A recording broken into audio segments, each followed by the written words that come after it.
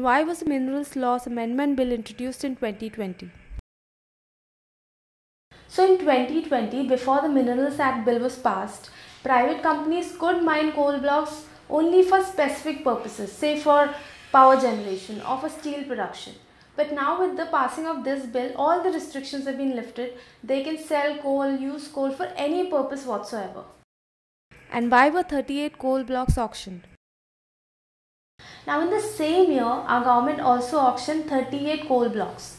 Now I'm not saying that they're not investing in renewables. Of course they are. But they're also simultaneously investing in coal. Now why are they doing this? What is our future going to be like? We'll find out all about this and more from an energy expert.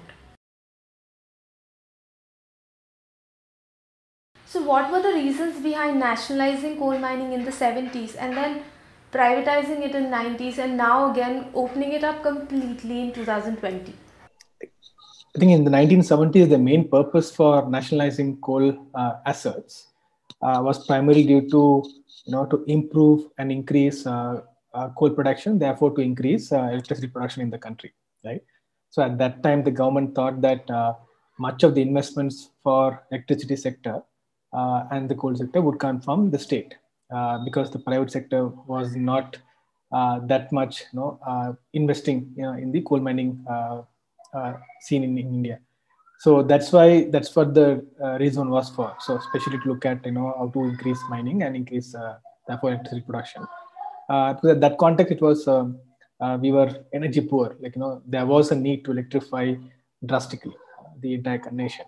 Therefore, that effort was made. But when you say privatization, it didn't start with the commercialization of coal blocks now. So it started in the 90s, early 90s, when the government decided to open up private sector for captive power production and things like that. So when they opened it up for captive power production, it meant that there would be a captive mine even to the producers. From there, they would actually they'd also build a power plant and then use it. So the process of privatization of coal mines started in the early 90s. Right now, what we are seeing is a privatization, which is kind of the next step, where you don't even have to have an end use specified, which means they don't need to tell the government or the public what are they going to use the coal for. So that's kind of a complete freedom for the developer to do whatever they want to do, as long as they meet the revenue requirements and things like that. Did nationalizing coal mining lead to safer mining practices? It's very difficult for me to say now what it was in the 80s and all, but there would have been definitely improvements, right? But to say that, okay, have we actually eliminated the risk that is involved in coal mining for communities, for the environment, for the laborers? The answer to that is, even till today, it is no, right? We are seeing accidents happening on a regular basis, even today, right? The numbers could have reduced in terms of sheer people dying and then other thing. But on the other hand, if you look at the impact on the environment, that has increased, right? Because the volume of mining has also increased drastically, right? If you look at in the early 90s, before we liberalized Indian economy, our entire electricity generation installed capacity was around 60,000 megawatts. Now it is almost 5-6 times bigger than that. So, and coal plays a significant role in that, almost more than half of it. So then, if since 70s to now, if you have increased coal mining and coal power production in very concentrated way in multiple geographies like Chhattisgarh, Orissa, Jharkhand, Madhya Pradesh, Maharashtra, then you can imagine the impact that it would have on the environment and the people locally, right? And then broadly also that from it only having local impacts, the power, the air pollution, and other issues also started emerging from late 90s and 2000s, where long ranging, because the volume has increased, then there are power plants within few hundred kilometers of cities, and those also started impacting the public. So what we see right now as a major air pollution issue is also has one contribution from the thermal power sector. Why do steel manufacturers use imported coal? In the recent coal auction process, right? The idea of opening up the recent coal auction for private sector is to substitute for the imports that we are doing, right? We are importing to the tune of around 200 million tons per year. So So the idea was, okay, if we actually generate 200 million more tons of coal, then we would easily, 1:1 substitution can happen, right? The biggest bottleneck in that argument is that transporting the coal from coal mining areas to the areas which are beyond 500, 600 kilometers. Right? Say for a coastal power plant in Gujarat or Tamil Nadu or Karnataka, transporting that coal from Chhattisgarh or Jharkhand, that creates a lot of bottleneck in terms of sheer non-availability of infrastructure, right? So even if you have coal, there is less ability to transport it. Second, the transportation costs are also very high. So what happens at the end of the day is the power producer who is in Gujarat or Tamil Nadu, for them, importing is much more cheaper, right, than actually coal mining from buying coal from within Indian states. So that constraint would continue to happen unless we say, for example, unless we improve the infrastructure around railways, right? Uh, but again, that would mean cutting more forest areas, creating more linear projects, displacing more people. So there's no end to that also. So, and then all these things would take more than 10 years to complete easily, right? And what is the prospect of coal in the next 10 years? Nobody knows. And then from the current trend, what we are saying is going down. So why would the country invest on so much coal infrastructure when the coal sector is in decline, and then we are looking towards other alternative fuels? So these are larger questions, right? So which should have been addressed before looking at the commercial coal mining. But unfortunately, they were not. Do we have enough takers for the 38 coal blocks that were auctioned last year? Yeah, out of which around 18 to 19 is what actually at takers. I believe there's another round that's going to start. So 50% is what they were able to successfully auction. And within that 50%, if you look at who actually took those mines, many of those mine takers are not traditional coal operators, right? There are promoters who have no coal business at all or very new to this industry. So it's very difficult to say whether what was their intention in terms of getting these coal blocks and how are they going to operate. Just by sheer experience, when we opened up our coal sector to private players in 1993, right, and then gave out around 204 to 10 coal blocks, only 43 out of them actually was mining, right, when the Supreme Court cancelled coal block license. So rest hundreds of them were just sitting on them. So there is nothing to say that it won't be a repeat of that particular process, right? Similarly, even if you say recent example, in 2015 we opened up coal auctioning process for the private sector, right? Out of which, if you look at the total production from these coal blocks that have been given in the auction, the production levels are nowhere near what it was before, right? Because the coal sector is in decline and coal mining business is not profitable. So even though you buy coal blocks, you're not mining to the fullest potential because there is no money involved in getting it back. So these issues that would continue to plague the sector would remain. So it's very difficult to say like a successful auction process does not become a successful coal mining business end of it, right? Is sustainable coal mining at all possible? I would say not possible, because what does coal mining mean? You're going to dig up open cast, especially you're going to dig up a huge tract of forest or an area and take resources from there. So it's next to impossible to make it sustainable, right? The other major thing is sustainability has a cost, right? Uh, why we see a lot of accidents happening even today, right? And a lot of environmental norms being flouted, a lot of pushback from the coal sector towards anything to do with environment or communities because they don't want to incur cost in becoming more sustainable and equitable, right?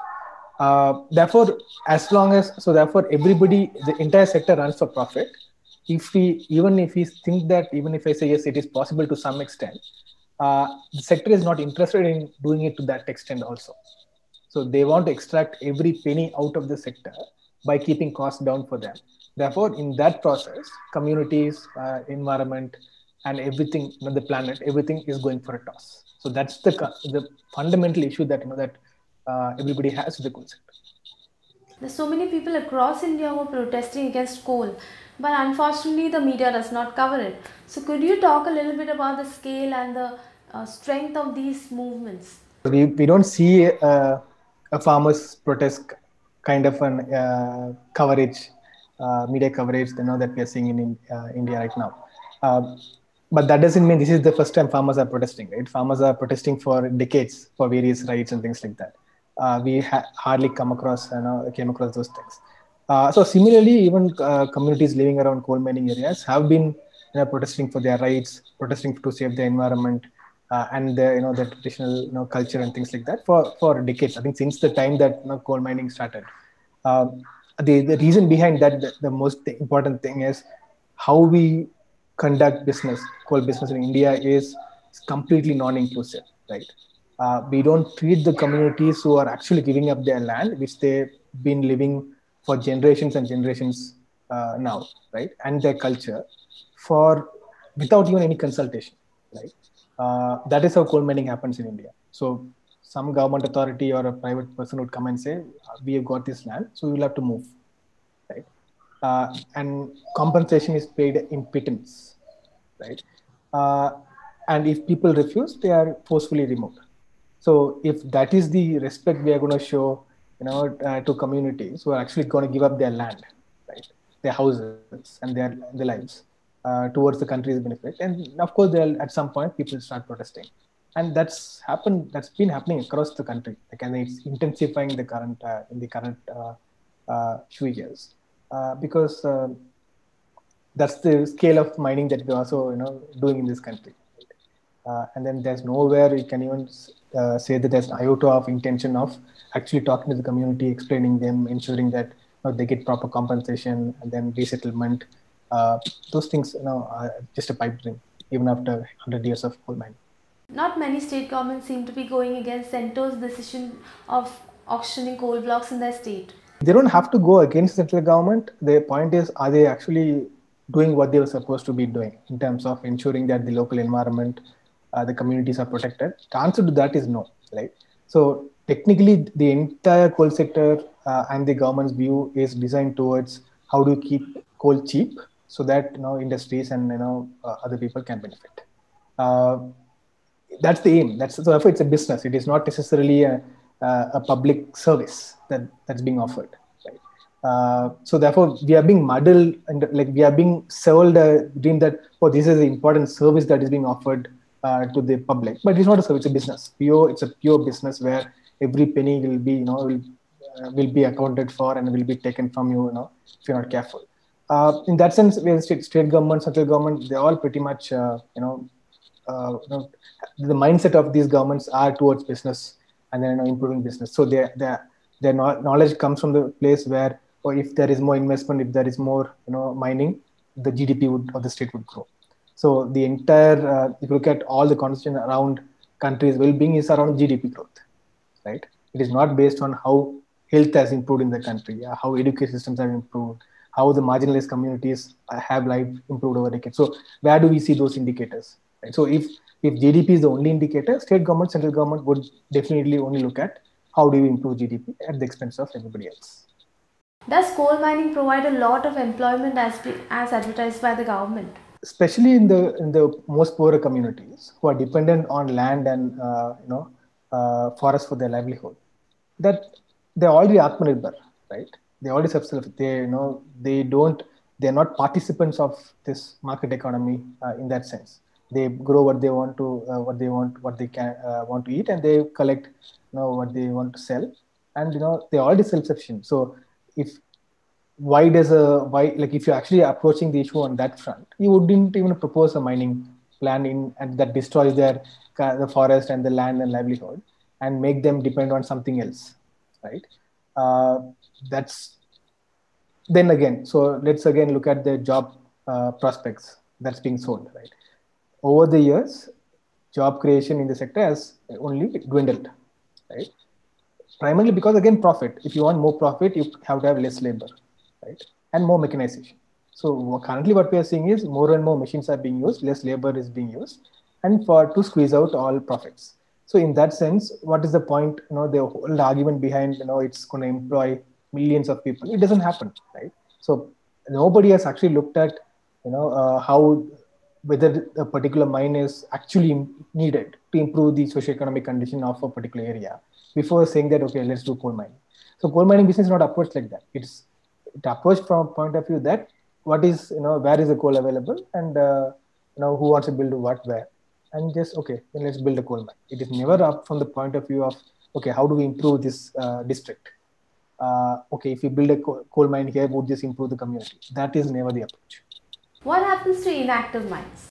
Unfortunately, the coal miners give a restoration plan post their mining operations are complete, but it's very rarely that they complete the mining operations. So what they do is they keep one part of the coal mine open, right, and would not do complete restoration, citing the reason that when coal mining, when deep underground coal mining becomes cheaper and technology is available, they would continue that coal mining there. So most of the coal blocks are not handed over back or, restored to its original form, or tried to be restored to its original form, because they always think, okay, having land is a prospect. It could become a prospect in the future. So does that mean none of the coal mines have been completely shut? There would be definitely mines that are closed, right? There are, of course, I think we would have currently we have around 800 coal blocks. Around in that 600 coal blocks are being currently mined. So there's like, if you look at the Coal India Limited, they shut down almost 100 mines in the last 5-6 years. So they do shut down mines, right? But what they don't do is they don't do the restoration plan to its original form, right? Because they hold on to the land thinking there's a prospect in this land for future mining. In most cases, rarely we come across it where they have completely, restored the land and, call the community back saying, okay, now we can come back. That seldom happens. Once when a mining is completely done, can the land be restored to its original form? It's nearly impossible to recreate a forest land within, with the abilities that we have, the time that we have, and especially by the coal miners themselves. If you're involved ecologists, then yes, maybe possible to start a forestry process in the time, but by complete recreation of what was existing is not possible in the time frame. So basically those who are displaced forever. They're displaced forever, and they're displaced forever for multiple times within their own lifetime. So they don't, like, when a coal mine is coming in one area, they would move few meters, few 100 meters away from that place, and because that's their land, right? Where would they go? They can't go to another village and, to a town. Of course, there are cases where they move to town as well. So then this mine would expand in next 5 years or 10 years. Then they would get again displaced. So those are also very, realistic scenarios for people on the ground. So when it comes to renewable energy, do you think we have sufficient amount of land to meet our national energy needs? I doubt that would be the issue, right? There would be like even in terms of large scale solar, right? Uh, I don't think, given that how much land we have in Rajasthan and other states, it should never be an issue in terms of how much land we need. Of course, but the most important issue is we don't need so much land, because every rooftop and every, agricultural land and every space that we have, like facing the sun, can be then turned into a solar, plant, right? So that's the best option that we have with solar. It's so modular that, right from a small solar lantern to large scale mega parks, it's the same technology end of the day, right? So if we are thinking land as a considerable issue, then I think what we should do is our entire city should convert, completely, turn into solar, like, all roofs and all, institutions and everywhere, we look at, it should be solarized. That way, we will produce the energy without expanding into more land areas, right? So I remember in the last year's budget, government was encouraging farmers to set up solar panels on any barren land that they own. But do you think our solar ambition would make us want to set up solar panels on any extra land that we own, and not want us to restore barren lands or degraded lands? That's an issue that, so if you are looking at, so everything that we do at a district level needs to be holistic, right? So if we need to have a plan on, okay, how do we look at land use management, right? Solar can need not be on. We can put solar, in elevated platforms, which actually enables agriculture below plus solar on top. That's also possible. There are farmers in Gujarat who are already, done, actually use that kind of a model. So the solar is not fixed. It's fixed in a pole so that, you can actually grow a crop below. So there are multiple options in terms of how we can use land while agriculture and then doing solar as well. But the larger point here is we need to look at like development in a more uh, holistic way, right? So how do we develop? How do we employ people living in a particular location? And what are the best ways forward? If agriculture is the best way forward, then yes, all these land should be converted into fertile agricultural land, which is anyway important. And if they think, okay, this is the X amount of land that we can keep as barren, we can look at low cost solar. Yes, so that's the level of planning that needs to happen with the people on the ground while we deciding anything, right? It's not only for solar sector or other sectors. There are a lot of added things that can happen with agriculture in the country. Like, so there are immense possibilities if only a local administration and the state administrations sit and think, have plans for different districts, and look at people in a true spirit of how to develop people than just looking at GDP and then those numbers. So the installed capacity of renewable energy is 24% today. But how much of the energy that we generate today comes from renewable sources? If you look at overall energy generation per annum is around 9%, between 8 to 10% easily, right? So it's a fairly significant, like 10% of your, close to 10% of your energy consumption, if it is coming from one source, that's a fairly big contributor, right? We have been having nuclear power for decades now, right?